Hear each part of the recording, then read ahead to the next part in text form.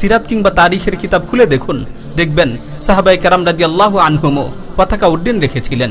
কিন্তু কি সেই পতাকা, যেই পতাকাকে উড্ডীন রাখার জন্য তারা নিজ দেহের রক্ত ঢেলেছেন? কিসের পতাকাকে উঁচু রাখার জন্য তারা আপন জান কুরবানি করে ময়দানে লড়াই করেছেন? আল্লাহু আকবার।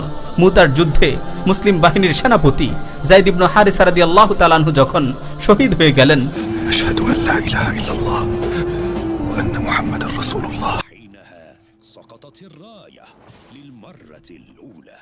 জাফর ইবনে আবু তালেব রাদিয়াল্লাহু তাআলা আনহু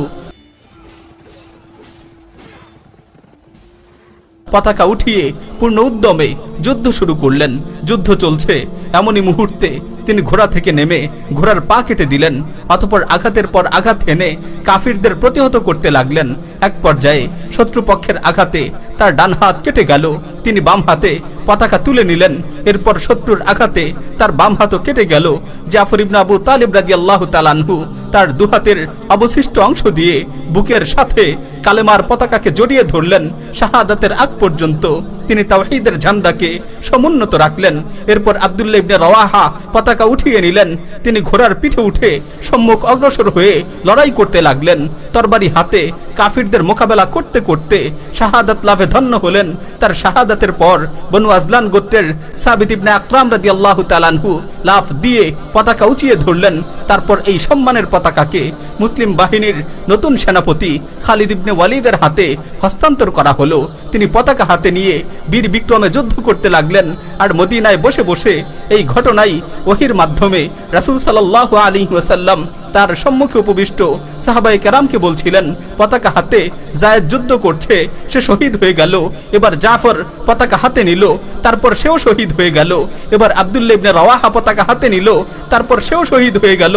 অতঃপর পতাকা হাতে নিল আল্লাহর তরবারির মধ্য হতে একটি তরবারি।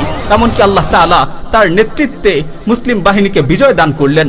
প্রিয় মুসলিম ভাই ও বোনেরা, কিসের পতাকাকে সাহাবায়ে কেরাম এভাবে উড্ডীন রেখেছিলেন, শাহাদাতের আগ পর্যন্ত সুউচ্চে ধারণ করেছিলেন? সেই পতাকা হলো ইসলামের পতাকা, তাওহীদের ঝান্ডা, ইসলাম ও মুসলিমদের বিজয়ের পতাকা। কিন্তু আজ নিজেকে মুসলিম দাবিদাররা কিসের পতাকা উড়াচ্ছে? কাদের সমর্থনে পতাকা উড়িয়ে উল্লাস করছে?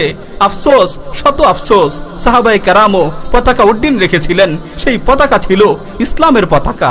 আজকের লাখো লাখো মুসলিম যুবকও পতাকা উড়াচ্ছে, কিন্তু এই পতাকা কাফিরদের পতাকা।